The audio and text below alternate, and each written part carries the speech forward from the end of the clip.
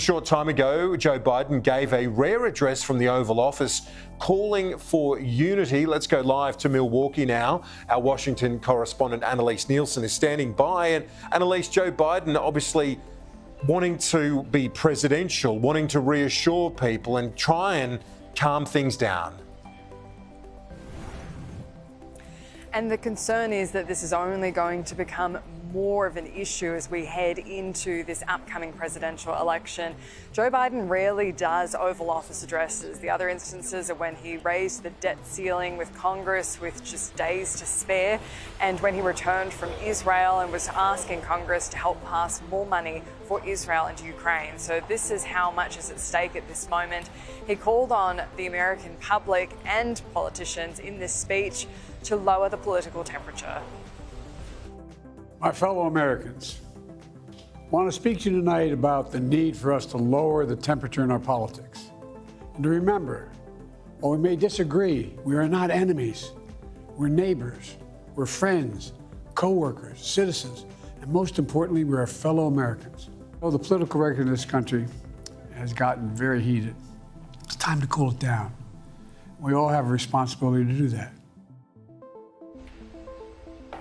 Kieran, one of the interesting parts of this Oval Office address, though, is it did start to veer into sounding a bit like a campaign event. Now, Joe Biden's campaign has had to suspend much of its advertising since the assassination attempt on Donald Trump to avoid being seen as trying to take advantage of the moment or having a political message within such a tense time for the country to have their former president attacked in this way by a shooter.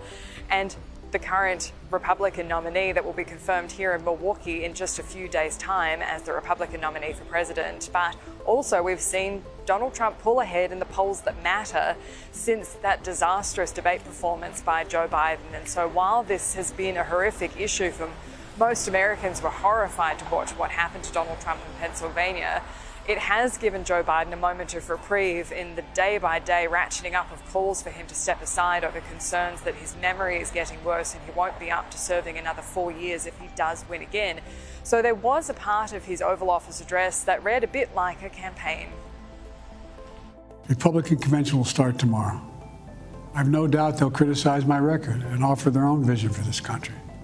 I'll be traveling this week making the case for our record and the vision, my vision of the country, our vision.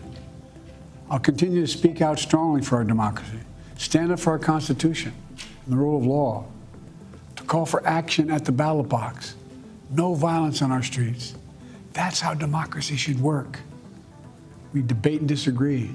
We compare and contrast the character of the candidates, the records, the issues, the agenda, the vision for America. But in America, we resolve our differences at the battle box. You know, that's how we do it, at the battle box, not with bullets. The power to change America should always rest in the hands of the people, not in the hands of would-be assassin.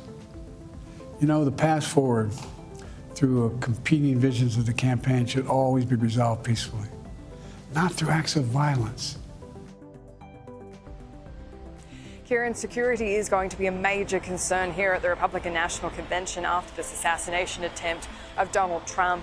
We're told that there won't be any changes to the current security plan because they were already so high. We're at the perimeter now. Overnight, this is going to be locked down by Secret Service. To get into any of the areas just around the convention area is going to be really hard. It's going to be all very strictly locked down by Secret Service, who are behind us now, just looking at the perimeters and examining all of those different security measures that will be implemented in the next 24 hours. And so they've assured us that he'll be safe, and we can all expect greater focus on his Secret Service detail as this investigation continues after Joe Biden called for there to be an investigation into exactly what went wrong in Pennsylvania, that there was a shooter who became so close to critically injuring Donald Trump in the lead up to this election campaign.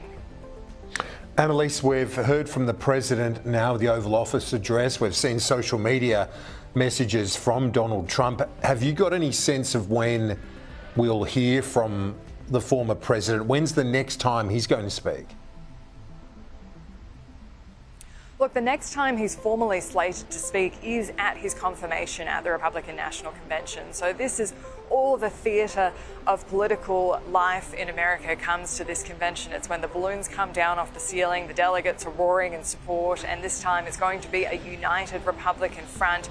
Nikki Haley has let go of her delegates and told them to vote for Donald Trump in that show of unity, and we learned today as an olive branch she's been given the opportunity to speak here at the Republican National Convention.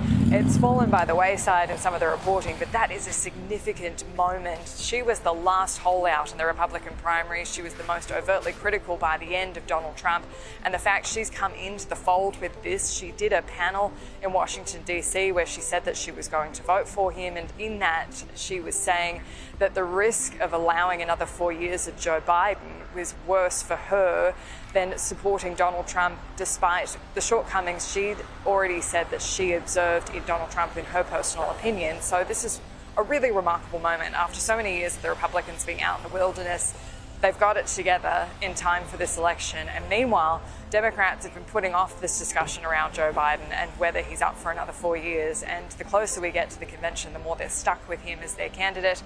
And enthusiasm kills campaigns in America, a lack of it, because it's not a compulsory voting system. So Frank Luntz, a really top Republican pollster, was saying, look, now you've got this scenario where every Republican who is going to vote for Donald Trump, but maybe uneasy, they're getting their ballot in, and all they're going to do is lose Democrats in the months ahead as we start to see more of Joe Biden on the campaign trail. And those moments, we're going to have another debate too at this point. So we're going to be watching to see how Joe Biden fares in that kind of scenario as well. Exactly, yeah. It looks like a perfect storm at the moment, doesn't it? Annalise, thank you for that. Appreciate it. From tomorrow, Sky News will bring you complete live coverage of the Republican convention where Donald Trump will accept his party's nomination. Our correspondent, Annalise Nielsen, of course, will be live from the convention floor in Wisconsin. Former Ambassador Joe Hockey will also join us exclusively for his analysis.